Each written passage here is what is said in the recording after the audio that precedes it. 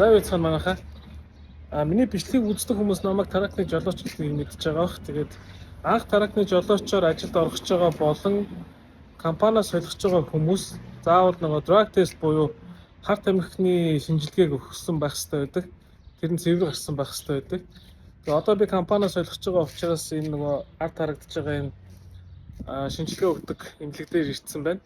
Тэгээд ийшээгээ шинжилгээг өгөхийн тулд заавал орох гэж байгаа компаниас нэг ийм pre-employment гэдэг ийм цаас аваад тэрнийхээ дагуу ийшээ орж шээсний шинжилгээ өгдөг. Тэгээд энэ хариу нэг 2-3 хоногийн дараа тухайн орох гэж байгаа компани руу шууд имэйлээр хариу өчтдөг.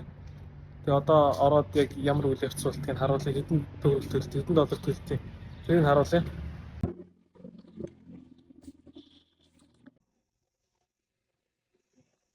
You're gonna be a truck driver. Thank you. Bye. За болчлоо.